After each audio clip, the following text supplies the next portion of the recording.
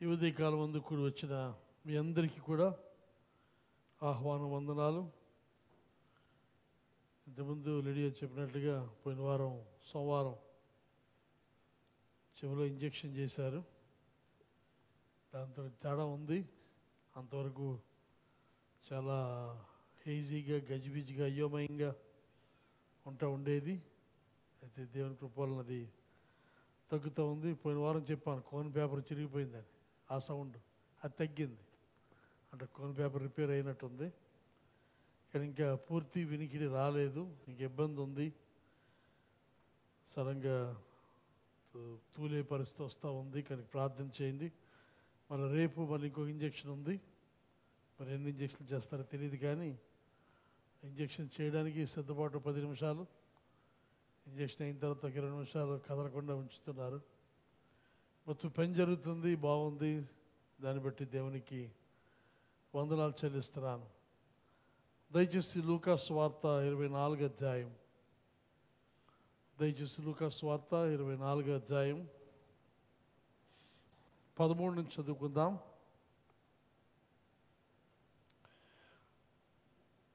ఇదిగో ఆ దినమందే వారిలో ఇద్దరు యెరూషలేమునకు ఆమడ దూరమున ఉన్న ఎమ్మాయి అను ఒక గ్రామమునకు వెళ్ళుచు జరిగిన ఈ సంగతులన్నింటి గురించి ఒకరితోనొకరు సంభాషించుచుండిరి. వారు సంభాషించుచు ఆలోచించుకొనుచుండగా యేసు తానే దగ్గరకు వచ్చి వారితో కూడా నడిచాను. అయితే వారు ఆయనను గుర్తుపట్టక లేకుండా వారి కన్నులు మూయబడెను.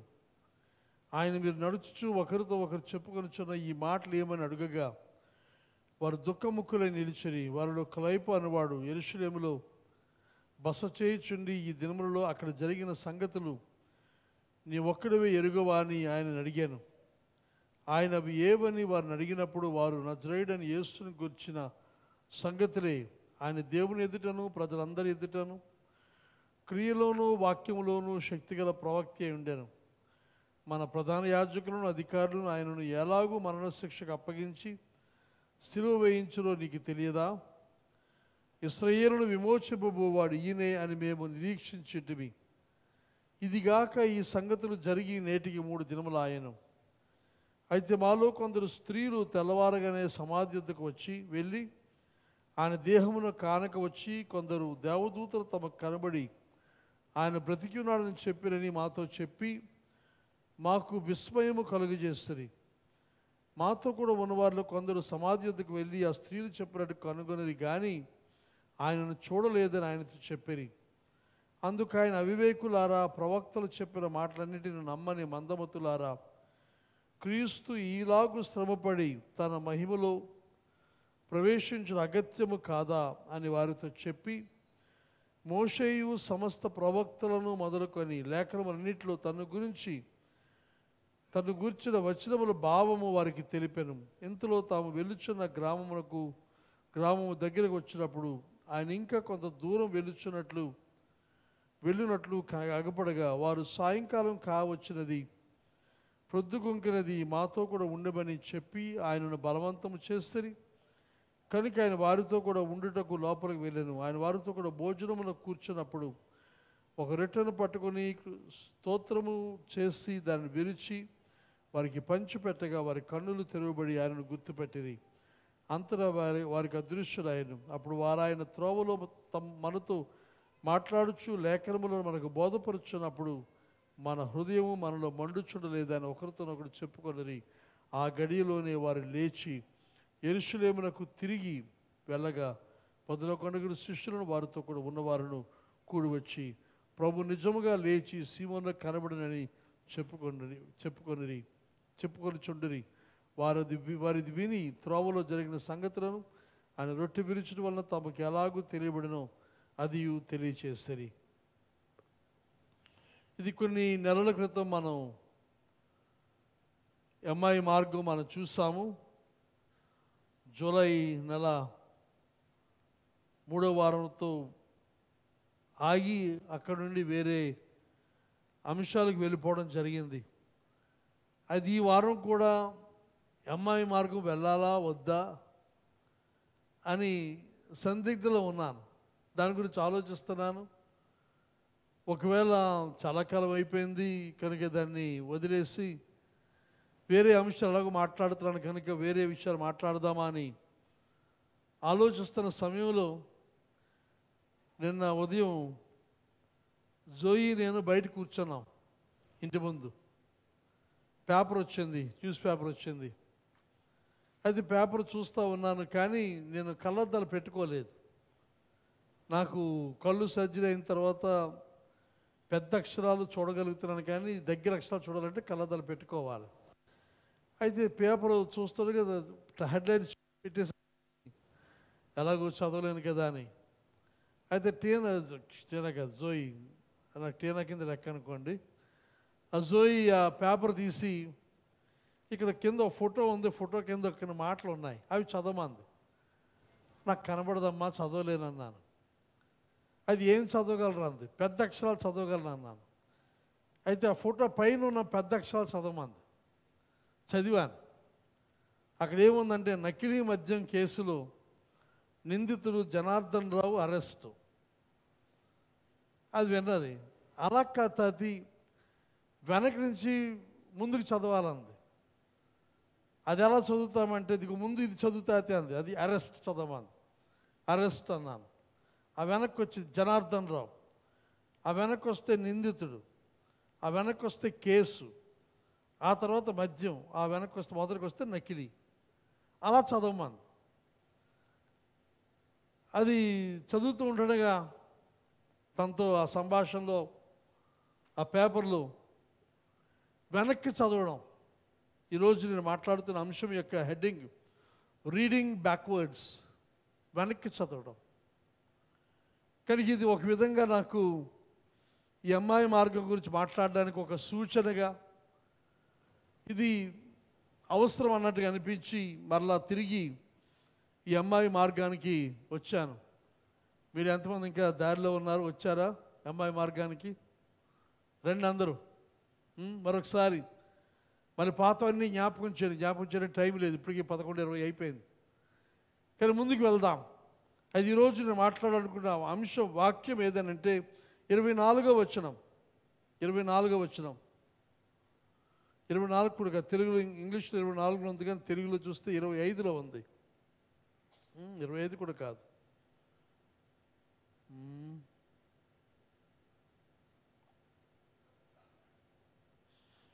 ఇంగ్లీష్ క్షమించి 27లో ఉంది.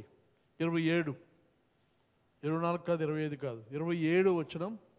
మోషేయు సమస్త ప్రవక్తలను మొదలుకొని లేఖనములన్నిటిలో తన్ను గూర్చిన వచనముల భావము వారికి తెలిపాను. మరొకసారి చదువుతున్నాను. మోషేయు సమస్త ప్రవక్తలను మొదలుకొని లేఖనములన్నిటిలో తన్ను గూర్చిన వచనముల భావము వారికి తెలియచేశాను. And beginning with Moses and all the prophets he explained to them what was said in all the scriptures concerning himself. తనను గురించి లేఖనాలు ఏం చెబుతూ ఉన్నాయి, ముఖ్యంగా మోషే ఏం చెప్పాడు, ప్రవక్తలు ఏం చెప్పాడు, ఇవన్నీ తనను గురించి చెప్పిన విషయాలన్నీ కూడా ఆ శిష్యులిద్దరితో ప్రభు మాట్లాడుతున్నట్టుగా 27వ వచనంలో మనం చూస్తూ ఉన్నాం. ఈ అమ్మాయి మార్గంలో మనం ఇంతవరకు నేర్చుకున్న విషయాలు మనం ఆలోచన చేస్తే మాటలకు శక్తి ఉంది. ఆ మాటలు మనం ముందుకు తీసుకుని వెళ్తాయి, లేకపోతే వెనక్కి వెళ్ళిపోయే పరిస్థితి కలుగుతుంది, నిరాశ నిస్పృహ కలుగుతుంది. ఆ మాటలు మనల్ని యెరూషలేములో అయినా ఉంచుతాయి, లేదంటే యెరూషలేమును వదిలేసి అమ్మాయి వెళ్ళిపోయే విధంగా మనం ప్రేరేపిస్తాయి. ఇంకా ఈ అమ్మాయి మార్గంలో ఈ వచ్చిన భాగాల్లో మనం చూసాము, వారు ఏ రకంగా నిస్సంకోచంగా వారిలో ఉన్న భావావేశాలు, వారు ఒకరితో ఒకరు మాట్లాడుకుంటూ వారికి గందరగోళము, వారికి ఇబ్బంది, మాట్లాడుకుంటూ ఉండగా ఒక అనామకులకు తెలియని వ్యక్తి, ఒక స్ట్రేంజర్ వారి దగ్గర రాగానే ఏ రకమైన భేషజాలు లేకుండా, అనుమానం లేకుండా వారి లోపల విషయాలు అతనికి వారు తెలియజేసిన సంగతి మనం చూసాము. ఈ సంభాషణ చూసినప్పుడు లోపల విషయాలు, తర్వాత వ్యక్తిగతమైన విషయాలు వారిలో నుండి ప్రభుతో మాట్లాడిన సంగతి మనం చూస్తాం. అయితే ఆ మాటలు విన్న తర్వాత అనామకుడు లేదా స్ట్రేంజర్, వారికి పరిచయం లేని వ్యక్తి వారిని గద్దిస్తున్నాడు, వారిని గదమాయిస్తూ ఉన్నాడు. తన మాటలు వారి కఠినంగా అనిపిస్తున్న పరిస్థితి ఉంది. ఆయన మాటలు వారి చెవుల్లో గింగురమంటున్నాయి. వారి హృదయాల్లో కూడా భారము, బాధ కలుగు చేస్తూ ఉన్న పరిస్థితి మనం ఇక్కడ చూస్తూ ఉన్నాం. ఆ తర్వాత ఆయన చేసిన ప్రసంగం 27వ వచనం మనం చూస్తున్నాము. మోషే ప్రవక్తలు మొదలుకొని తనను గురించి లేఖనాల్లో ఉన్న విషయాలన్నీ కూడా ఆయన బోధించాడు. ఇదంతా చూస్తే అది చాలా పెద్ద ప్రసంగం అవుతుంది. అంటే ఒక విధంగా చెప్పాలంటే పాత నిబంధన అంతా, అంటే 39 పుస్తకాల్లో ఉన్న సమాచారం అంతా ప్రభువైన యేసుక్రీస్తు తన్ను గురించి ఎక్కడెక్కడ రాయబడి ఉందో మనం గమనిస్తే, వాక్యం చదివితే ఆదికాండం మొదలుకొని మలాఖీ గ్రంథం వరకు ప్రతి పుస్తకములో, ప్రతి అధ్యాయములో క్రీస్తు కనబడతాడు. కనుక అవన్నీ ఆయన జ్ఞాపకం చేస్తూ వాటి యొక్క భావం ఇది అని తెలియజేసిన సంగతి ఇక్కడ మనం చూస్తున్నాం. అయితే ఆ ప్రసంగం అంతటిని లూకా ఒక్క వచనములో రాశాడు, 27వ వచనములో. అది 18 మాటల్లో ప్రభు బోధించిన బోధంతా కూడా సంక్షిప్తంగా తెలియజేసిన సంగతి మనం ఇక్కడ చూస్తూ ఉన్నాం. ఆయన ఈ ప్రసంగంలో చూసినప్పుడు తన మాటలు, తర్వాత లోతైన విషయాలు, తన మరణాన్ని గురించి, పునరుత్థానాన్ని గురించి, ఇంకా పురాతనమైన లేఖన భాగాలు ఆయన తెరిచి వారిద్దరికీ పరిచయమైన గ్రంథం పాత నిబంధన. దాని అంతట్లో నుండి ప్రభు వారితో మాట్లాడిన సంగతి మనం ఇక్కడ చూస్తున్నాం. ఇంతకుముందు చాలాసార్లు అన్నాను ఈ మాట. ఒకవేళ ఈ ప్రసంగం, ప్రభు చేసిన ప్రసంగం, కొండ మీద చేసిన ప్రసంగం ఇవన్నీ మనకు ఉన్నాయి. కానీ ఈ ప్రసంగం కూడా ఒకవేళ ఈ లూకా సువార్తకు ఒక అపెండిక్స్గా వేరేగా రాస్తుంటే బాగుండు, దొరుకుతుంది. ఎందుకనంటే ఆ ఇద్దరు శిష్యులు అడిగితే వారు చెబుతారు. కానీ ఎందువల్లనో అది మనకి లేదు, ప్రభు బోధ మనకి లేదు. కానీ బాధపడక్కర్లేదు. కారణం ఏదనగా ప్రభు లేఖనాల్లో నుంచి తను బయలుపరిచిన అన్ని విషయాలు కూడా అపోస్తలుడైన పౌలు ద్వారా మనకు బయలుపరిచాడు. అపోస్తలుడైన పౌలు 3 సంవత్సరాల పాటు అరేబియా ఎడారిలో ప్రభువైన యేసుక్రీస్తు యొక్క వెలుగులో తాను చూసిన పాత నిబంధన అంతటినీ పత్రికల్లో రాసిన సంగతి మనకు తెలుసును. ఇంకా చెప్పాలంటే హెబ్రీ పత్రిక పూర్తిగా పాత నిబంధన అంతటిలో నుండి క్రీస్తును మనకు చూపిస్తున్న గొప్ప పత్రిక అని చెప్పి మనవి చేస్తూ ఉన్నాను. తర్వాత ఇక్కడ సంక్షిప్తంగా 27వ వచనం రాశాడు. మళ్ళీ ఇదే మాటలు లూకా 24వ అధ్యాయంలోనే 44-45 వచనాల్లో మళ్ళీ సంక్షిప్తంగా కొన్ని మాటలు రాస్తాడు. అక్కడేమన్నా 44-45 వచనాలు. అందులో మోషే ధర్మశాస్త్రములోను, ప్రవక్తల గ్రంథముల్లోను, కీర్తనలలోను నన్ను గూర్చి వ్రాయబడినవన్నీ నెరవేరవలనని నేను మీ యొద్ద ఉండినప్పుడు మీతో చెప్పిన మాటలు నెరవేరినవని వారితో చెప్పాను. అప్పుడు వారు లేఖనములు గ్రహించినట్లుగా వారి మనస్సును తెరిచాను. ఇది చూసినప్పుడు లేఖనాలు అన్నిట్లో, కీర్తనలు మొదలు అన్ని విషయాలు కూడా, ప్రవక్తల గ్రంథాలు, ధర్మశాస్త్రము అనగా మొదటి 5 పుస్తకాలు, చిన్న ప్రవక్తలు, పెద్ద ప్రవక్తలు, తర్వాత కీర్తనలు, సామెతలు, ప్రసంగి, విలాపవాక్య ప్రసంగి, తర్వాత ఎక్లీసియాస్టిస్, ఇది ప్రసంగి కదా, పరమగీతాలు, వీటన్నిటిలో ఉన్న విషయాలు నన్ను గురించే వ్రాయబడి ఉన్నాయి అని చెప్పిన మాట మనం ఇక్కడ చూస్తూ ఉన్నాం. యేసు ప్రభు వారిద్దరికీ ఆ అమ్మాయి మార్గములో ప్రత్యక్షమై, ఆ తర్వాత ఇంకా ఎక్కువైన వారితో ప్రత్యక్షమై తన గదిలో, ఇంకా అపోస్తలుల గారు చూస్తాం 1వ అధ్యాయంలో తను తాను వారికి బయలుపరుచుకున్నాడు, కనపరుచుకున్న విషయాలు మనం చూస్తూ ఉన్నాం. నిజంగా చెప్పాలంటే ప్రభు చనిపోయి తిరిగి లేచాడు అనేది వారు చూచారు, అది సరిపోతుంది. కానీ ఇక్కడ గమనిస్తే ప్రభు అక్కడితో ఆగిపోలేదు. అమ్మాయి మార్గంలో వెళుతూ శిష్యులకు ఏమి జరిగింది ఏమిటి అన్నప్పుడు, ఆయన చనిపోయాడు, మరణించాడు, ఇక లేదు, ఆయన మెస్సయ్య అనుకున్నాం అని చెప్పినప్పుడు ఆయన అక్కడ వాళ్ళని ఆపి, మీరెందుకు నిరాశపడుతున్నారు? నేనే ఆ మెస్సయ్యను, నేనే తిరిగి లేచాను, నన్ను చూడండి అని తను తాను బయలుపరుచుకుంటే అక్కడితో కథ అంతమయ్యేది.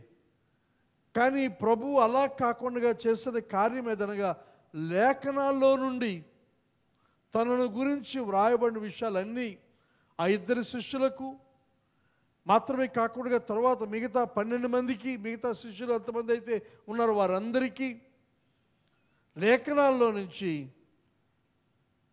తాను బయలుపరుచుకున్న సంగతి మనం ఇక్కడ చూస్తూ ఉన్నాం. కనుక ఇక్కడ పునరుత్థానుడైన యేసును చూడడం మాత్రమే కాకుండా చూచిన దానికి ఒక ఆధారం, ఆ ఆధారం ఏదనగా దేవుని యొక్క వాక్యం, లేఖనాలు. ఈ రోజుల్లో చాలాసార్లు మనం చేసే పని ఏమిటనంటే, మనకు వచ్చిన మన అనుభవం, మన దర్శనం, మన కళ, లేకపోతే దేవునిలో మనకు కలిగిన అనుభవాన్ని మనం ప్రాధాన్యం తీసుకొని ఆ అనుభవం దేవుని వాక్యంతో మనం సరిపోల్చం. దేవుని వాక్యం వెలుగులో మనం పరీక్షించుకోము. పరీక్షించుకోకుండా చేసేది ఏదనగా ఆ ఒక్క అనుభవాన్ని మనం ఒక సిద్ధాంతంగా, ఒక విధానంగా, ఒక ఆచారముగా మనం చేస్తూ ఉన్నాం. ఈ రోజులో తప్పుడు బోధలు చాలా వరకు ఆధారం ఏదనగా వారికి ఏదో వచ్చిన కళ, దర్శనం. సెవెంత్ డే అడ్వెంటిస్ట్ కానీ, యెహోవా సాక్షులు కానీ, ఇలాగ తప్పుడు బోధలు బోధించే ఈ సంఘాలు, లేకపోతే సంఘం అనడానికి వీల్లేదు, వాటిని తప్పుడు కల్ట్స్ అంటాం, వాటిని సంఘాలు కాదవి, కల్ట్స్ అంటాం. వారు అందరూ కూడా ఎవరికో వచ్చిన ఏదో దర్శనం, ఏదో కళ, అలాగే యేసునామం, ఇవన్నీ కూడా ఏదో వచ్చిన దర్శనాలు, భావావేశాలు. యేసునామం చూసినట్టయితే ఇంకొక వింత ఏమిటంటే, వాళ్ళు చెప్పుకునేది వెనకాల మేఘం వస్తుంది. మేఘాలు మనం బయట నడిచి వెళ్తే మన చుట్టూ మేఘాలు ఉంటాయి, ఏదో ఒక మేఘం మన నెత్తి మీద ఉంటుంది. ఆ నెత్తి మీద ఉన్నంత మాత్రం ఇదిగో ఈ మేఘం నన్ను ఎక్కడికి వెళ్తే అక్కడ వెంబడిస్తుంది అని చెప్పేసి వెళ్ళిపోయే పరిస్థితి. ఇప్పుడు ఆకాశం చూస్తే మన మేఘాలు ఉంటాయి, కానీ నా నెత్తి మీద మేఘం ఉందని నేను సిద్ధాంతం చేస్తే అది సరైనది కాదది. కనుక మన అనుభవంతో కూడిక, అదిగో చనిపోయిన వ్యక్తి మళ్ళీ తిరిగి లేచాడు, చూశారు, ఆయన అని తెలుసును, కానీ అది సరిపోదు. అవసరమైంది ఏమిటి? ఆయనే అని, ఆయన ఎవరు అని, ఆయన తిరిగి లేచాడని మన కళ్ళతో మనం చూసింది మాత్రమే కాకుండా వాక్యపు వెలుగు మనకు కావాలి. ఎందుకు అనంటే ప్రభు ఇది పట్టుపెట్టాడు అని ఆలోచన చేస్తే కొంతకాలానికి వీరు చనిపోతారు. వీరు చనిపోతే వీరి సాక్ష్యము కూడా చాలా వరకు పోతుంది, ప్రభావం పోతుంది. కానీ వీరు చనిపోక ముందు వారు దేవుని లేఖనాల్లో నుంచి, వాక్యంలో నుంచి ఆయన ఎవరో తెలిస్తే దాన్ని వారు తమ తర్వాత తరాలకు వారు అందించినప్పుడు అది నిలుస్తుంది. అదే ఈరోజు నెరవేరి మనం చూస్తూ ఉన్నాం. 2000 సంవత్సరాల క్రితం జరిగిన ఈ సంఘటన మనం ఎవరూ కూడా పునరుత్థానం చూడలేదు, ప్రభువుని చూడలేదు, కానీ విశ్వసిస్తున్నాం. మన విశ్వాసానికి ఆధారం ఏమిటి? శిష్యుల మాటలు కాదు కదా, ఎవరి మాటలు? మన తల్లిదండ్రులు చెప్పిన మాటలు కాదు. మనకున్న ఆధారం ఏమిటి? దేవుని యొక్క వాక్యం.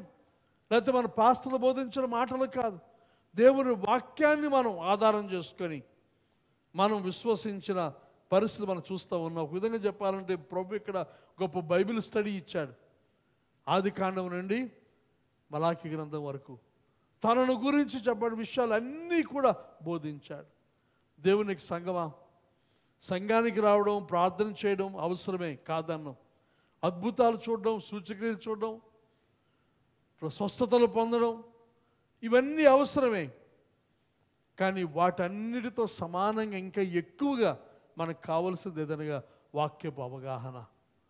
దేవుని వాక్యం ఏం చెబుతుంది, బైబిల్లో ఏముంది, ఏది సత్యం, ఏది నిజం, ఇవి మనం తెలుసుకోవాల్సిన అవసరం ఉంది. మన యొక్క అనుభవం వాక్యముతో పోల్చుకున్నప్పుడు సరిపోతే మంచిదే, కానీ వాక్యానికి విరుద్ధమైన అనుభవం అయితే ఆ అనుభవాన్ని మనం ప్రక్కన పెట్టాలి.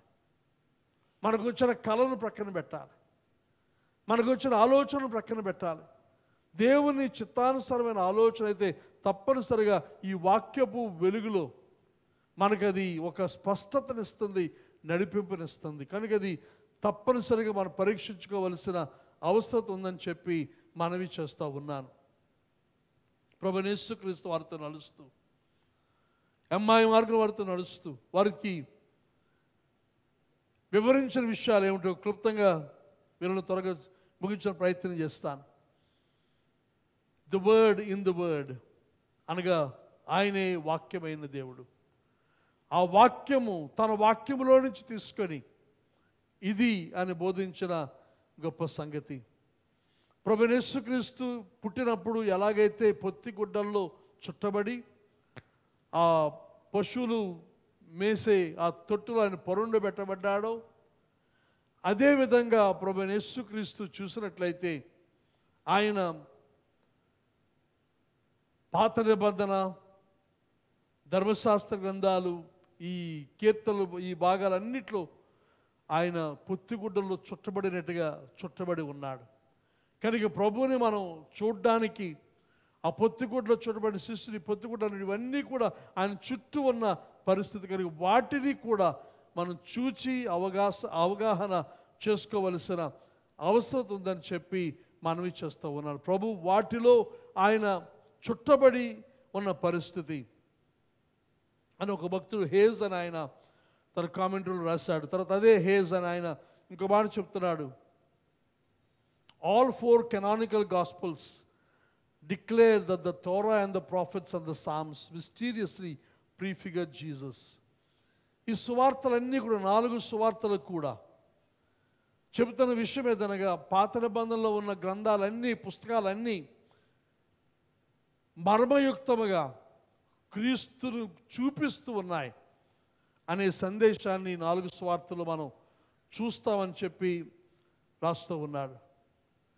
తనను గురించి ప్రభు ఇంతకుముందే చెప్పినాడు. ఒకసారి చూద్దాం. యోహాను సువార్త 5వ అధ్యాయం, యోహాను సువార్త 5వ అధ్యాయం 39-40 వచనాలు చూస్తే, 39 వచనం 40 వచనం, లేఖనముల యందు మీకు నిత్య జీవము కలదని తలంచుచు వాటిని పరిశోధించుచున్నారు, అవే నన్ను గురించి సాక్ష్యం ఇచ్చుచున్నవి. అయితే మీకు జీవము కలుగునట్లు మీరు నా యొద్దకు రానల్లరు. లేఖనాలు ఏం చేస్తున్నాయి? నన్ను గురించి సాక్ష్యం ఇస్తూ ఉన్నాయి. మీకు జీవము కలిగినట్లు మీరు నా యొద్దకు రానల్లరు. అనగా లేఖనాల్లో కనబడుతున్న విషయం ఏదనగా క్రీస్తు కనబడుతున్నాడు.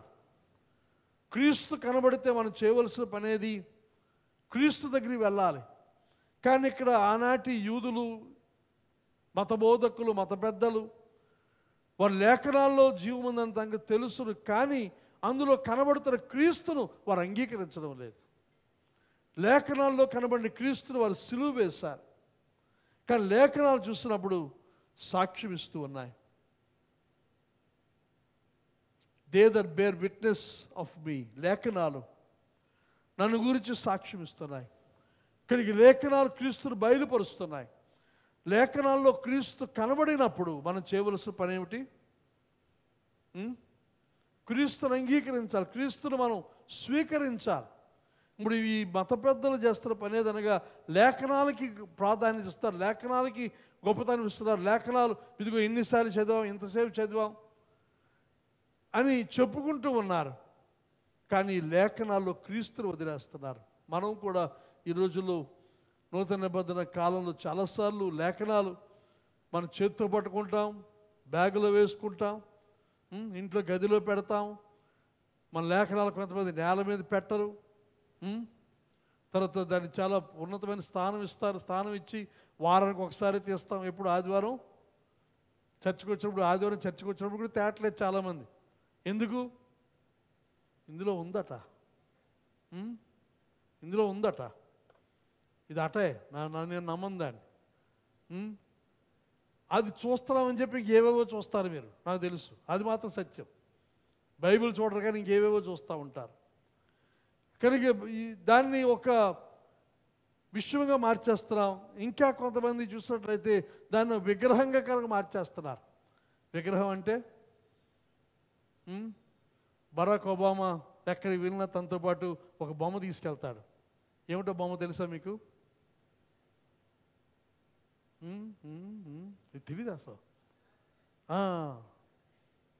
అది ఎవరో ఇచ్చారట తనకి, దాన్ని తీసుకొని తిరుగుతాడు ఆయన. మనం అలాగే బైబిల్ తీసుకొని తిరుగుతాం.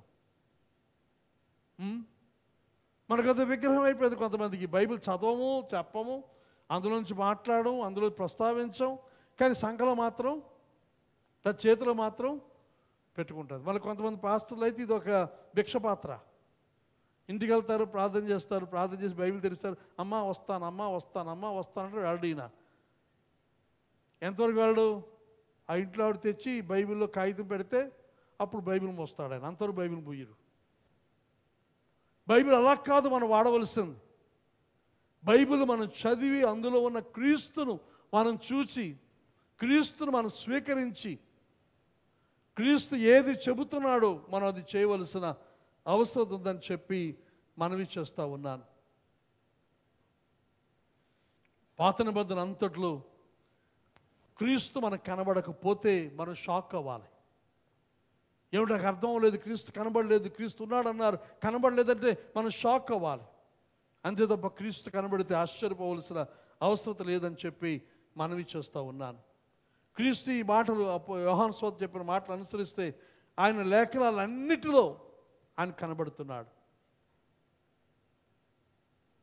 కనుక మరొకసారి మనం లేఖనాలన్నిటినీ చదవడం, ఆ చదవడం కూడా వెనక్కి చదవడం, మళ్ళీ వెనక్కి మొదటి నుంచి చదువుకొని రావడం చేయవలసిన అవసరం ఉందని చెప్పి మనవి చేస్తూ ఉన్నాను. నేను ఇప్పుడు ఈ మధ్యకాలంలో నేను స్టడీ చేస్తారా ఒక అంశం చెప్తాను. చాలా అంశాలు నా ముందు ఉన్నాయి, కానీ ఇప్పుడు ఎక్కువగా స్టడీ చేస్తున్నది అది ఏమిటంటే knowing Jesus through the Old Testament. పాత నిబంధన ద్వారా క్రీస్తుని తెలుసుకోవడం, అది స్టడీ చేస్తున్నాను. నిన్నే పుస్తకం తెప్పించాను, knowing the Holy Spirit through the Old Testament. పాత నిబంధన ద్వారా పరిశుద్ధాత్మను తెలుసుకోవడం, ఎరగడం. అది ఇంకా కొనవలసిన ఇంకో పుస్తకం ఉంది, 3 పుస్తకాలు అవి. మూడోది ఏమిటంటే knowing God the father through the Old Testament. పాత నిబంధన ద్వారా క్రీస్తు లేకపోతే తండ్రి అయిన దేవుణ్ణి ఎరగడం. కనుక మనం వెనక్కి పాత నిబంధనలో మనం చదివితే, ఆ రోజు యూదులకు పాత నిబంధన నూతన నిబంధన సంఘానికి వారి బైబిల్ అంటే 39 పుస్తకాలే. కనుక అందులో నుండి ప్రభు వారితో మాట్లాడుతూ తానెవరు అని చెప్పాడు. అయితే ఆయన ఎవరు, ప్రభు ఎవరు, ఆయన ఎక్కడున్నాడు, ఏం చేస్తున్నాడు అని ఆలోచన చేస్తే, ఆయన ఈ సృష్టిలో ఉన్న అత్యంత శక్తి బలము కలిగిన వ్యక్తి, సృష్టి అంతటిని సమూలముగా మార్పు చేస్తున్న వ్యక్తి, నిరాకారముగాను శూన్యముగా ఉన్న లోకమును ఆయన గొప్ప కార్యాన్ని చేసిన వాడు. ఇందాక మనం పాడాం, శూన్యములో నుండి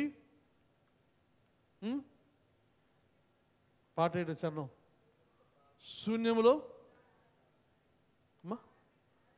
శూన్యముతో ప్రారంభించాడు. ఆయన ప్రారంభం ఎక్కడ? శూన్యం.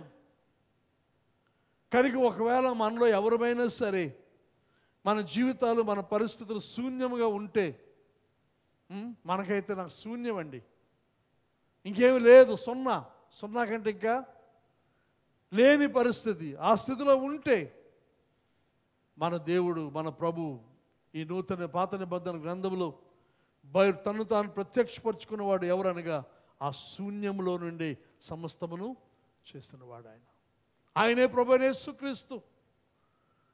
తండ్రి అయిన దేవునితో సృష్టి అంతట్లో ఎలోహీముగా ఆయన చేసిన కార్యమంతా కూడా చూసినప్పుడు శూన్యములో చేస్తాడు. నిరాకారమైన దానికి ఆకారాన్ని ఇచ్చాడు ఆయన. వెలితి ఖాళీ ఏమీ లేని దాంట్లో ఒక సబ్స్టెన్స్ని, ఒక విషయాన్ని ఆయన సృజించిన వాడు. గందరగోళ పరిస్థితులు, దానిలో నుండి కయాస్లో నుండి ఆర్డర్, ఒక క్రమాన్ని తీసుకొచ్చిన వాడు ఆయన. కనుక ఇది క్రీస్తులో మనం, ఈ బైబిల్లో మనం చూడవలసింది, ఇవి క్రీస్తు చేయగలిగిన వాడు. మన స్థితి ఏదైనా నిరాకారముగా, శూన్యంగా ఉన్న, గందరగోళంగా ఉన్న, అయోమయంగా ఉన్న, భవిష్యత్తు మనకు కనబడకపోయినా దాని అంతటి ఒక క్రమపరిచేవాడు ఆయన. మన దేవుడు క్రమానికి కర్త కానీ అల్లరికి కర్త అంత మాత్రం కూడా కాడు. గందరగోళం, అయోమయం ఆయన కాదు, శూన్యము కాదు. శూన్యములో సమస్తాన్ని, అందులో లేని దాంట్లో నుంచి రోమపత్రం మనం చూస్తాం, లేనివి ఉన్నట్టుగా పిలిచేవాడు. పిలిస్తే ఏమవ్వాలి? ఆయన ఏది పిలిస్తే అది రావాలి. అది రాదు అనడానికి ఏమాత్రం అవకాశం లేదు. కానీ ఆయన పిలవడం చాలు, పిలవగానే లేనిది ఉన్నట్టుగా వస్తుంది. ఇంకా ఆయన వేళ్లతో ఆదామును చేశాడు, అవ్వను చేశాడు, నూతన సృష్టి చేసిన సంగతి మనం చూస్తూ ఉన్నాము. ఏదేను తోటలో ఆదాము అవ్వలతో నడిచిన వాడు ఆయన. అడుగులు చప్పుడు, అడుగులు ఆయనవి. ఇంకను స్త్రీ యొక్క విత్తనం సైతానికి తలను చిద్దగొట్టదు అన్నది ఎవరి గురించి అనగా క్రీస్తుని గురించే. తర్వాత ఆయనే, ఇంకా చెప్పాలంటే మెల్కీసెదెకు గురించిన సమాచారం చూస్తే ఆయనే మెల్కీసెదెకు, ఆయనే ప్రధాన యాజకుడు, ఆయనే దేవుని యొక్క గొప్ప ప్రధాన యాజకుడు మనం చూస్తున్నాం. మోస్ట్ హై గాడ్ అని చూస్తున్నాం. ఆయనే నీతికి రాజు, king of righteousness and peace. అతనికే అబ్రహాము ఏం చేశాడు? దశమ భాగములను ఇచ్చినట్టుగా మనం చూస్తున్నాం. ఆయనే ఇప్పుడు మనం దశమ భాగం ఇస్తుంటే నాకివ్వడం లేదు, మాకివ్వడం లేదు, సంఘానికి ఇవ్వడం లేదు. ఎవరికి ఇస్తున్నాం? ఈ మెల్కీసెదెకే ఇస్తున్నాం మనం. మరి ఆయనకి ఇవ్వడానికే మనం తటపటాయిస్తాం, ఆలోచిస్తాం, సిద్ధాంతం, రాద్ధాంతం, బోల్డు గొడవలు ఉన్నాయి. దీన్ని తప్పించుకోవడానికి ప్రతి దానికి కూడా, ప్రతి చట్టానికి, ప్రతి లాకి లూప్ హోల్స్ ఉంటాయి కదా. ఆ లూప్ హోల్స్ ఏమిటంటే, ఈ చట్టాన్ని మనం తప్పించుకోవాలంటే ఎలాగా అని ఆలోచిస్తారు. ఇప్పుడు ఇన్కమ్ ట్యాక్స్ ఉంది, చట్టం ఉంది. ఆ ఇన్కమ్ ట్యాక్స్ కూడా కట్టకుండా తప్పించుకోవడానికి ఉన్నాయి లేవా? ఉంటాయి, క్లాజులు ఉంటాయి, కొన్ని ఉంటాయి. కనుక మన సంఘం, క్రైస్తవులు చేస్తున్న పని ఏదనగా ఈ దశమ భాగం పడలేకపోతున్నాం, ఈ పాస్టర్లు తినేస్తున్నారు దశమ భాగం అని. దాని బదులు ఏం చేద్దాం? మనమే సంఘం పెట్టేద్దాం. లా పోయింది. ఇప్పుడు దశమ భాగం మనం తీసుకుంటాం. మన దశమ భాగం మనం తీసుకుంటాం. ఇతరులు ఎవరు వచ్చినా, మన సంఘానికి ఎవరు వచ్చినా ఆ దశమ భాగం మనం తీసుకుంటాం. దాంతో మన దశమ భాగం ఇవ్వాల్సిన పని పోయింది. Very good. ఇది మెల్కీసెదెకు. తర్వాత ఇంకా చూస్తే, he is the word of the Lord that came to Abraham in the darkness. చీకట్లో అబ్రహామును దర్శించిన వాడు అబ్రహాం, ఈ ప్రభువైన యేసుక్రీస్తు. మిట్ట మధ్యాహ్నం వేళ ఇంటికి వచ్చి భోజనం చేసిన వాడు ఆయన. మన ఇంటికి వచ్చి భోజనం చేస్తాడు. హెబ్రీ అంటాడు, వారు తెలియక దేవదూతలు భోజనం పెట్టారు. మన ఆతిథ్య ఇల్లు కాకపోతే, ఎంగిలి చేయకుండా విసర్జించిన అయితే దేవదూతలు వస్తారు, ప్రభు వస్తాడు, వెళ్ళిపోయే పరిస్థితి మనకు సంభవించవచ్చు. దాని గురించి ఒక కథ కూడా ఉంది. స్ట్రీమ్స్ ది డెజర్ట్ చదివాక చెప్పడం టైం లేదు కనుక ముందుకు వెళ్ళిపోదాం. అబ్రహాం ఇంట్లో భోజనం చేస్తున్నవాడు ఆయన. యాకోబుతో పెనుగులాడినవాడు ఆయన. యాకోబుతో పెనుగులాడి యాకోబులో నుండి ఒక జనాంగాన్ని, ఒక దేశాన్ని బయటికి తీస్తున్నవాడు ఆయన. మోషేకు పండుచున్న పొదలో దర్శనం ఇచ్చినవాడు ఆయన. మోషే నడిపించినవాడు. ఇశ్రాయేలు జనాంగాన్ని బానిసత్వం నుంచి విడిపించినవాడు ఆయన. ఆ ప్రత్యక్ష గుడారంలో దాగి ఉన్నవాడు ఆయన. ఆయన మహిమ కనబడకుండా ప్రత్యక్ష గుడారం దాచి అందులో ఉండేవాడు. అక్కడ దేవుడు తనకి మోషే దర్శనం ఇచ్చే పరిస్థితి మనం చూస్తూ ఉన్నాం. ఆయన ప్రధాన యాజకుడు. అలాగే బలుల్లో ఆయన్నే చూస్తాం. బలుల్లో ఆయనే ప్రధాన యాజకుడు కూడా ఆయనే. ఐతని సర్పం ఆయనే. అలాగే యెహోషువకు దర్శనం ఇచ్చిన యెరికో గోడల ముందు కనబడిన సర్వ సైన్యాధిపతి కూడా ఆయనే. సమూయేలును పిలిచిన యాజకుడు ఆయనే. ఏలీ అనుకున్నాడు పిలుస్తున్నాడు అని. ఏలీ కాదు, దేవుడే పిలిచాడు ఆయన్ని.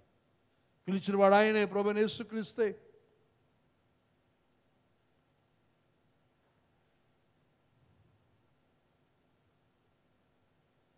అలాగే అగ్నిగండంలో దేవతల స్వరూపము కలిగిన వాడు, వారితో పాటు అగ్నిలో నడిచిన వాడు ఆయనే. యోబు నా విమోచకుడు సజీవుడు, నేను ఆయన చూస్తానని చెప్పాడు. ఎవరిని గురించి అనగా ప్రభుని గురించే ఆ మాట చెబుతూ ఉన్నాడు. ఆయనను గురించే దావీదు పాడాడు. ఆయనే జ్ఞానం అని చెప్పి సొలొమోను ప్రస్తుతించాడు. అలాగే యెషయా సేవకుడు అని సంబోధించిన వాడు ఆయనే. దానియేలు మనుష్య కుమారుడు సంబోధించింది ఆయనను గురించే.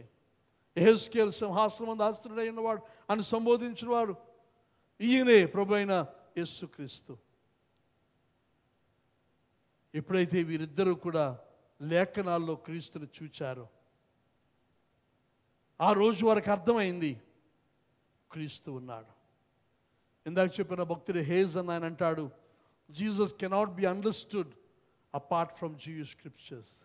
యూదా లేఖనాలు లేకుండగా యేసు ప్రభువుని అర్థం చేసుకోవడం అసాధ్యం. అలాగే Jewish scriptures cannot be understood apart from Jesus. అలాగే యూదా లేఖన భాగాలు కూడా యేసు లేకుండగా వాటిని మనం అర్థం చేసుకోలేం. యేసు లేకుండగా యూదా లేఖనాలు అర్థం కావు. యూదా లేఖనాలు లేకుండగా యేసు మనకి అర్థం కాడు. అయితే మనకు కావలసింది ఏమిటనంటే, what is needed is an interpretation that relates the two. మనకు కావలసింది అనగా ఈ రెంటిని అనగా పాత నిబంధనలు క్రీస్తును సరిపోలుస్తూ వివరించే బోధ మనకు కావాలి. ఆ బోధే ప్రభువైన యేసుక్రీస్తు ఆ ఇద్దరికీ చేశాడు. దేవునికి స్తోత్రం. ఇంకా ఈ లేఖనాల్లో చూస్తే హెబ్రీ పత్రిక 3వ అధ్యాయం, హెబ్రీ పత్రిక 3వ అధ్యాయం, ఇది చాలా శ్రేష్టమైన గ్రంథం హెబ్రీ పత్రిక. ఇందులో ఒక వచనం 2 వచనాలు చూపించి ముగిస్తాను, ముందుకు వెళ్తాను. 3వ అధ్యాయం 3 నుండి 6 వచనాలు మనం చూస్తే అంటాడు ఇక్కడ, ప్రతి ఇల్లును ఎవడైనా ఒకని చేత కట్టబడును, సమస్తమును కట్టినవాడు దేవుడే. ఇంటికంటే దాన్ని కట్టినవాడు ఎక్కువ ఘనత పొందినట్లు ఈయన మోషే కంటే ఎక్కువ మహిమకు అర్హుడుగా ఎంచబడెను. ముందు చెప్పబోవు సంగతులకు సాక్షార్థముగా మోషే పరిచారకుడై ఉండి దేవుని ఇల్లంతా నమ్మకంగా ఉండెను. అయితే క్రీస్తు కుమారుడై ఉండి ఆయన ఇంటి మీద నమ్మకంగా ఉన్నాడు. ధైర్యమును నిరీక్షణ వలన ఉత్సాహమును తుదమటికి శ్రమగా చేపట్టిన ఎడల మనమే ఆయన ఇల్లు.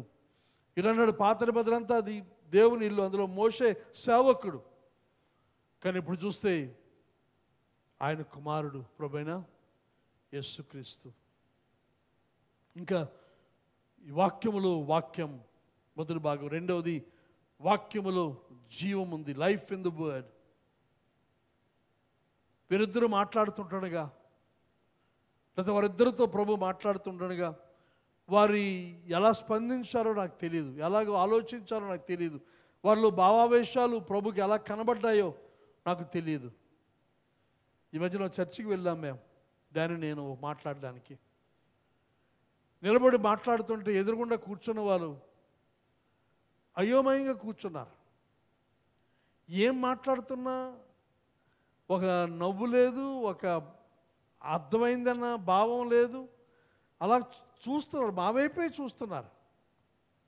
కొంతమంది మా వైపు చూడకుండా ఇటు తలుపో లేకపోతే కిటికీవో లేకపోతే స్పీకరో సౌండ్ బాక్సో లేకపోతే బయట ఉన్న చెట్టో పుట్టో చూసుకుంటున్నారు. ఆ చూస్తున్న చూపులో కనబడింది ఏదనగా బ్లాంక్నెస్ అంటే ఏమి ఉండదు. మమ్మల్ని చూస్తున్నారు, కానీ అలా చూస్తూ నా ముక్కు కళ్ళు నోరు చూస్తాడు, అది లేదు. అలాగున్నారు అంతే. తెల్ల మొహాలు అంటాం కదా, నల్లటి వారు తెల్ల మొహాలు వేసుకొని చూస్తే బ్రహ్మాండంగా ఉంటుంది. ఆ తెల్ల మొహం వేసుకొని చూస్తుంటే ఏం మాట్లాడతాం? మాట్లాడలేని పరిస్థితి. ఇక్కడ వీరిద్దరితో ప్రభు మాట్లాడుతూ ఉంటే ఒక పెద్ద ప్రసంగం, పాత ఆదికాండం మొదలుకొని మలాఖీ గ్రంథం వరకు ఉన్న విషయాలన్నీ కూడా మాట్లాడుతుంటే వీరు ఎలా ఫీల్ అయ్యారు, ఎలా స్పందిస్తున్నారు అని ఆలోచన చేస్తే అది చివరిలో మనకు తెలుస్తుంది. 32వ వచనం అంటారు, అప్పుడు వారు ఆయన త్రోవలో మనతో మాట్లాడుచు లేఖనములను మనకు బోధపరుచున్నప్పుడు మన హృదయం మనలో మండుచుండా లేదా అని ఒకరితోనొకడు చెప్పుకోండి. అంతవరకు మనకు తెలియదు. అక్కడ వారు చెబుతారు, ఏం చెప్తున్నారు? ఆయన మాట్లాడుతూ ఉంటే లేఖనాల్లో నుంచి తన గురించి చెబుతూ ఉంటే వారి లోపల గుండె హృదయం ఏమవుతుంది? మండుతుంది. ఇది కావలసింది. దేవుని వాక్యం పనిచేసేది మన చెవుల్లో కాదు, మన మనస్సుల్లో కాదు. మన చెవుల గుండానే వెళ్తుంది, మనసులు దాటి వెళ్తుంది. కానీ పని చేసేది ఎక్కడనంటే మన గుండెల్లో పని చేయాలి. చాలామందికి చెవి మనసుతో ఆగిపోతుంది, దాంతో అది స్థిరంగా ఉండదు. కానీ దేవుని వాక్యం మన గుండెల్లో మండితే, గుండెల్లో పని చేస్తే దానికి ఫలితాన్ని మనం చూస్తాం. ఇక్కడ ఆ ఫలితం చూస్తాం. వారు ఏమయ్యారు? వాళ్ళు వెంటనే తిరిగి వెనక్కి వెళ్ళారు. వాళ్ళు వెంటనే మరుక్షణమే అదే క్షణమందు మనం తిరిగి వెనక్కి వెళ్ళిన పరిస్థితి. కానీ దేవుని సంఘం ఈ దినమందు మనవి చేస్తూ ఉన్నాను. దేవుని వాక్యం మనతో మాట్లాడుతూ ఉంటుండగా, దేవుని వాక్యం మనకు అందించబడుతూ ఉంటుండగా మనలో ఎంతమంది గుండెలు మండుతున్నాయి? ఎంతమందికి ఆ భావావేశం కలుగుతుంది? లోపల కోయబడినట్టుగా, గుచ్చబడినట్టుగా. అపొస్తలుల కార్యాలు చూస్తామన్నమాట. పేతురు ప్రసంగం చేస్తే వారు కోయబడినట్టుగా, గుచ్చబడినట్టుగా వారికి అనిపించింది. కానీ దేవుని వాక్యం మనలో చేసే పని. నేను మాట్లాడిన మాటలు మీరు ఎవరికైనా కోయబడినట్టుగా, గుచ్చబడినట్టుగా అనిపిస్తే మీకేమొస్తుంది? నా మీద కోపం వస్తుంది. మా గురించే చెప్పాడు, మా గురించే అన్నారు అని కోపం వస్తుంది. అది కాదు మీకు రావాల్సింది. కోపం కాదు రావాల్సింది. ఏదైనా ఇది దేవుడు నాతో మాట్లాడాను, గుచ్చాడు, నన్ను గద్దించాడు, నన్ను కోసాడు ఆయన. దేవునికి వాక్యం వెన్నంచుల వాడి అని, ఖడ్గము కంటే వాడి అయినది. కనుక ప్రభు ఇక్కడ మాట్లాడుతూ ఉంటే వారి హృదయాల వారిలో మండుతున్న పరిస్థితి. ఇంతవరకు ఎప్పుడు ఇలాంటి మాటలు వారు వినలేదు. ఇక్కడ ప్రభు మాట్లాడుతున్న మాటలు కరుడు అన్నట్టుగా తెలుగు తర్జుమాలో మనం చూస్తాం. ఇంగ్లీష్లో డీప్ కాలింగ్ టు డీప్ అనగా లోతైన దాన్ని పిలుస్తున్నది. లోతైన దేవుని యొక్క వాక్యం లోతైన మన హృదయాలను పిలుస్తూ, మనల్ని ఆహ్వానిస్తూ, ఆయనకి చోటు మనం అడుగుతున్న పరిస్థితి. As he taught them they caught his words. ఆయన మాట్లాడుతూ ఉంటుండగా ఆ మాటలు వారు పట్టుకున్నారు. Before they fully understood them. ఆ మాటలు పూర్తిగా అర్థం కాకుండా పోయినా ఆ మాటలు వారు స్వీకరించారు. మనలో చాలామందికి ఇది సమస్య. మనకు అర్థం కాదు కనుక వదిలేస్తా. అర్థం కాకపోయినా దేవుని వాక్యాన్ని స్వీకరించండి. ఆ తర్వాత మీకు అర్థమవుతుంది, మీ అనుభవంలో అది మీకు అర్థమవుతుంది అని చెప్పి మనవి చేస్తూ ఉన్నాను. ఎప్పుడైతే ఆ వాక్యం మన లోపలికి వెళ్ళి మనకు బోధపడుతుందో, మనకు అర్థమవుతుందో, అది లోపల మండుతుంది, మనలో అగ్ని రాజేస్తుంది, మనలో బలము, విశ్వాసం కలుగుతుందని చెప్పి మనవి చేస్తూ ఉన్నాను. అదే మన హృదయాలను ప్రభు కొరకు మండిస్తుంది దేవుని వాక్యం. ఇక్కడ ఈ శిష్యులిద్దరికీ కూడా దేవుని వాక్యం మండించింది. అక్కడ పాత నిబంధనలో క్రీస్తుని గురించిన మాట, క్రీస్తు యొక్క వాక్యం వారి హృదయాల్లో మండించింది. మనందరి జీవితాల్లో కూడా క్రీస్తు యొక్క సందేశం మన హృదయాలు మండించాలి. ఒకసారి 2 తిమోతి పత్రిక 3వ అధ్యాయం, 2 తిమోతి పత్రిక 3వ అధ్యాయము. ఇక్కడ పౌలు రాస్తున్నాడు, ఇక్కడ సంఘానికి, ముఖ్యంగా తిమోతికి రాస్తున్నాడు. ఇక్కడ సంఘానికి ఏం బోధించాలని చెబుతూ 3వ అధ్యాయం 16-17 వచనాలు చూస్తే, దైవజనుడు సన్నద్ధుడై అనగా దైవజనుడు సిద్ధపడి ప్రతి సత్కార్యమునకు పూర్ణముగా సిద్ధపడి ఉండినట్లు దైవావేశం వల్ల కలిగిన ప్రతి లేఖనము ఉపదేశించుటకును, ఖండించుటకును, తప్పుదిద్దుటకును, నీతి యందు శిక్ష చేయుటకును ప్రయోజనకరమై ఉన్నది. ప్రతి దైవావేశం వల్ల కలిగిన ప్రతి లేఖనం, కింద ఫుట్నోట్ ఇచ్చారు, ప్రతి లేఖనము దైవావేశం వలన కలిగి. ఇంగ్లీష్ చర్చ్ వాళ్ళు అంటాడు గాడ్ బ్రీత్డ్. థియోనుస్టాస్ అనగా ఒకేసారి ఈ పదం ఉపయోగించబడింది. అనగా ఈ వాక్యములో, దేవుని వాక్యములో దేవుని యొక్క ఊపిరి ఉంది. ఆయన ఊపిరితో ఉన్న వాక్యం ఇది కనుక దేవుని యొక్క ఊపిరిలో ఈ లేఖనాలకు ఆరంభం ఉందని చెప్పి మనవి చేస్తూ ఉన్నాను. ఈ లేఖనాలు ప్రభు బోధిస్తూ ఉంటే, వారు వింటూ ఉంటే, ఈ లేఖనాలు ఏం చేస్తే చెప్పిన వాక్య ప్రకారంగా అవి వారికి బోధించాయి, టాట్ దెమ్, వారిని గద్దించాయి, రిబ్యూక్డ్ దెమ్, వారిని సరిదిద్దాయి. తర్వాత వారికి ఏం చేశాయి? ట్రైన్డ్ దెమ్ కదా.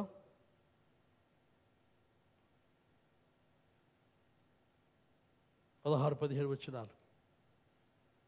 ఉపదేశించుటకును, ఖండించుటకును, తప్పుదిద్దుటకును, నీతి అందు శిక్ష చేయుటకును ప్రయోజనకరమై ఉన్నవి. నీతి అందు శిక్షణ అంటే డిసిప్లిన్ చేయడానికి, క్రమపరచడానికి. వాళ్ళకి చదివిన లేఖన భాగం సామెతల భాగం, సామెతలు 5:22,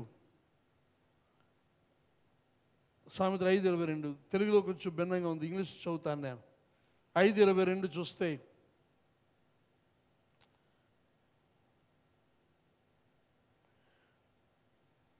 ఇరవై 21 కదా, 23 కదా. For the Lord sees clearly what a man does, examining every path he takes. And evil man is held captive by his own sins. ఒక దుష్టుడైన వ్యక్తి తన సొంత పాపంలో తానే బందీ అయి ఉంటాడు. They are ropes that catch and hold him. తన సొంత పాపమే తన తాళ్ళ వలె తను కట్టేసి ఉంచేస్తాయి. 22వ వచనం అది. 22వ వచనం, for the Lord sees clearly what a man does, examining every path. తను తీసుకునే ప్రతి మార్గము కూడా దేవుడు చూస్తున్నాడు. అయితే దుష్టుడైన మానవుడు ఎలా ప్రవర్తిస్తాడంటే, తన పాపములకు తానే బందీ అయిపోయి అవి తాళ్ళ వలె తను కట్టేసి ఉంచి ముందుకు వెళ్ళడానికి అవకాశం లేక, దాని పరిణామం ఏమిటనగా హీ విల్ డై, చనిపోతాడు. For lack of self control, తను తాను నియంత్రించుకోలేని కారణం చేత అతను చనిపోతాడు. He will be lost because of his great foolishness. తన యొక్క మూర్ఖత్వం, గొప్ప మూర్ఖత్వం, మరి మామూలు మూర్ఖత్వం కాదు, గొప్ప మూర్ఖత్వం. నాకు తెలుసు కొంతమంది గొప్ప మూర్ఖులు ఉన్నారు మన సంఘంలో. నేను అలాగన్నాను అనుకోండి, నీకంటే మూర్ఖులు ఎవరంటారు నన్ను. ఓకే, మూర్ఖుని కాకపోతే ఇన్ని సంవత్సరాలు చెప్తాను, బోధించింది బోధిస్తున్నాను, మారండి, చేరండి, వినండి అని చెప్తున్నాను. నాకంటే మూర్ఖుడు ఇంకోటి లేడు కదా. గొప్ప మూర్ఖుడు. For he will be lost because of his great foolishness. గొప్ప మూర్ఖత్వం. He will die for lack of self control, అనగా తనను తాను అదుపు చేసుకోలేని తను. ఇక్కడ వీరిద్దరూ తమను తాము అదుపు చేసుకోలేక అమ్మాయి వెళ్ళిపోయారు, ప్రయాణం వెళ్ళిపోతున్నారు. కానీ ఎప్పుడైతే ప్రభు వారిని గద్దించాడో, వారికి బుద్ధి చెప్పాడో, వారికి అవగాహన కలుగు చేస్తాడో, వారు ఏం చేస్తారు? మళ్ళీ తిరిగి వెనక్కి వచ్చారు. మళ్ళీ బాధాకరమైంది, మళ్ళీ కొంతమంది అమ్మాయి వెళ్ళలేదు, ఇంకా అమ్మాయి వెళ్తూనే ఉన్నారు. అమ్మాయి వెళుతూనే ఉన్నారు. మరి వెళ్ళడం ఎప్పుడు, ఆగడం ఎప్పుడు, ప్రభువుని తెలుసుకోవడం ఎప్పుడు, మళ్ళీ తిరిగి రావడం ఎప్పుడు? జీవితకాలం అయిపోతుంది. అదే పని, అదే విధానం, అదే పద్ధతి. మారుమనసు పొందాం, పశ్చాత్తాపడ్డాం, సారీ అయిపోయింది. దాకా సారీ అక్కడితో అయిపోయింది. మళ్ళీ తర్వాత మళ్ళీ అదే పద్ధతి, అదే ప్రవర్తన. చేస్తున్న పని మళ్ళా చేస్తూ వేరే ఫలితం వస్తుంది అనుకోవడం మూర్ఖత్వం అంటారు దాన్ని. చేస్తున్న పని అదే పని చేస్తూ ఈసారి ఇలా కాదు బాగా వస్తుంది అనుకుంటే అది మూర్ఖత్వం. అది మళ్ళీ కొంతమంది షుగర్ టెస్టులు చేసుకుంటాం. ఎందుకు చేసుకుంటాం? షుగరు తెల్లవారుజాను ఎంత ఉంది అని చూడడానికి. ఈరోజు 150 ఉంది, లేదా 200 ఉంది. ఈరోజు 150 ఉంది షుగర్ అంటే ఏం చేయాలి? రేపుడుగా షుగర్ తగ్గాలంటే ఏం చేయాలి? ఈరోజు కొంచెం నోరు కట్టుకోవాలి కదా, తిండి తగ్గించాలి, అన్నం తగ్గించాలి. తగ్గించి మళ్ళీ రేపు టెస్ట్ చేసుకుంటే అది 150ది 100కో లేదా 96కో 98కో వస్తుంది. వస్తే మంచిదే. కానీ ఏం చేస్తారు తెలుసా? షుగర్ టెస్టే అవుతుంది, తిండి ఏమీ మారదు. దాని బదులు ఇంకొకటి ఎక్కువ తింటాం. షుగర్ టెస్ట్ చేసుకుంటున్నాం కదా, చేసుకుంటున్నాం, కానీ దానికి సంబంధించి మార్పు ఏం చేస్తున్నాం? ఏమీ చేయడం లేదు. మళ్ళీ రేపు చూస్తే 170కి వెళ్తుంది. అది కొంతమంది క్రికెట్ స్కోర్లో చెప్పుకుంటారు, 200కి వెళ్ళింది, 300కి వెళ్ళింది, 400కి వెళ్ళింది, నా షుగరు, నీ షుగరే దాచుకో.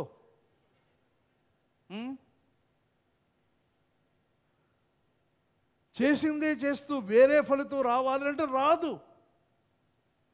మనలో కొంతమంది ఎప్పటికీ ఎన్నటికీ మారరు. నిన్న నేడు నిరంతరం మారనివాడు ఆయన.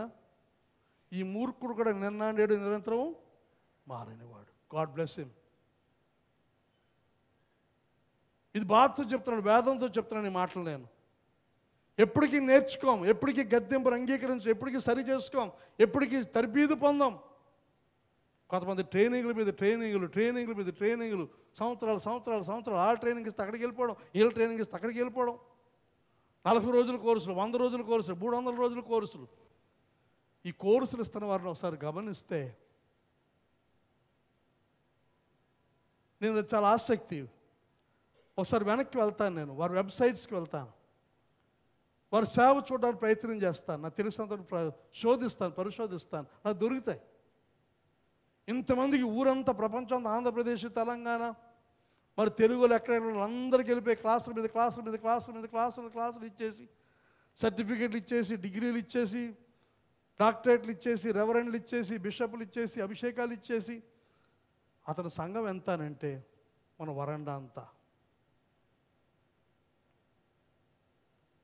వరండా అంత సంఘాన్ని పెట్టుకొని ప్రపంచం అంతా వాక్యాన్ని బోధిస్తున్నారు.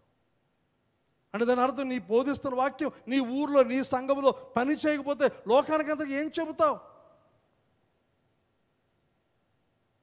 నేర్చుకోకపోతే, ట్రైనింగ్లు వెళ్ళడానికి మాత్రం, సర్టిఫికేట్లు ఉన్నంత మాత్రం చేత కాదు. ఆ సర్టిఫికేట్లు ఇచ్చే ఫ్రీ గిఫ్ట్లు, బైబిళ్ళు, డిక్షనరీలు ఒక్కొక్క ఇంట్లో 3-4 ఉంటాయి. ప్రతి కోర్సుకి ఇస్తూ ఉంటారు. అవి వాళ్ళు చదవరు, వాళ్ళకి ఎవరికి ఇవ్వరు. అది ఎప్పుడైతే ఈ వాక్యాన్ని మనం స్వీకరిస్తామో, అంగీకరిస్తామో, క్రీస్తు మనం చూస్తామో, మన గుడ్డలో ఎప్పుడైతే దేవుని వాక్యం మండుతుందో, మనం మౌనంగా ఉండలేం, కుదురుగా ఉండలేము. ప్రభు ఎప్పుడైతే కనబడ్డాడో వారు వెంటనే బయలుదేరి వెనక్కి వచ్చిన సంగతి దేవుని వాక్యంలో మనం చూస్తూ ఉన్నాం. సార్ టైం అయిపోయింది, ముగిస్తాను నేను. దేవుని సంగమా,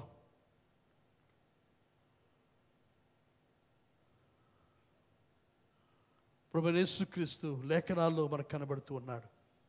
వెనక్కి చూస్తే ఇప్పుడు ఈరోజు మనం చాలా భాగ్యవంతమైన స్థితిలో ఉన్నాం.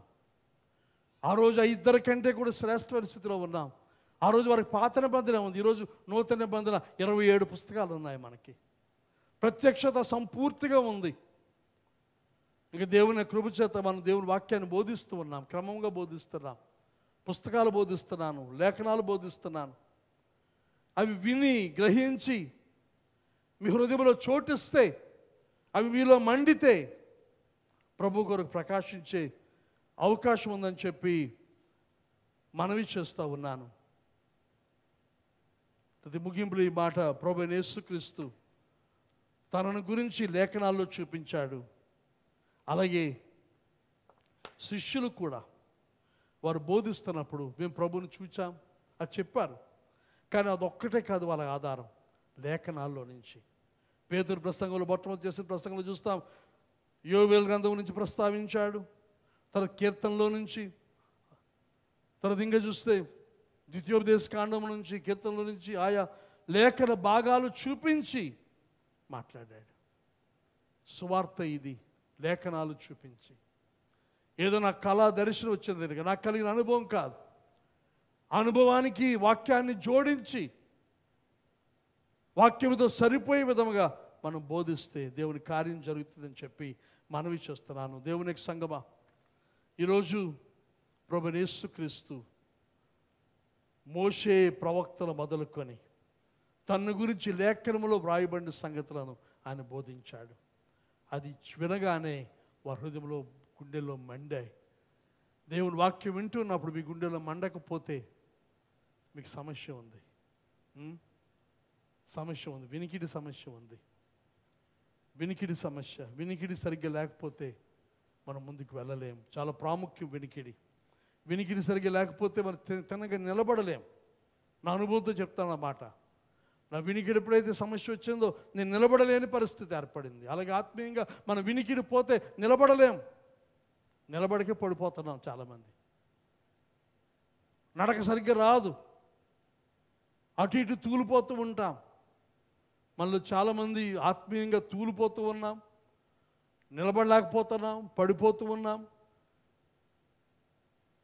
కొంతమంది పడడం ఎక్కడ పడతారంటే పడిన చోట మళ్ళీ పడతా ఉంటారు. అదే పని, పడ్డమే పని. రోజు 2 సార్లు 3 సార్లు పడిపోతూ ఉన్నాం. దానికి కారణం ఏమిటి? మన వినికిడి లోపం వచ్చింది. దాంతో ఈక్విలిబ్రియం పోయింది, సమతుల్యత పోయింది. దాంతో పడిపోతూ ఉన్నాం. దేవునికి సంగమా గ్రహించండి, దేవుని వాక్యాన్ని స్వీకరించండి. ఈ విన్న మాటలు మీ హృదయాల్లో ఎవరికైనా మండాయి అని అంటే నాకంటే ఆనందించోడు ఒకడు ఉండడు.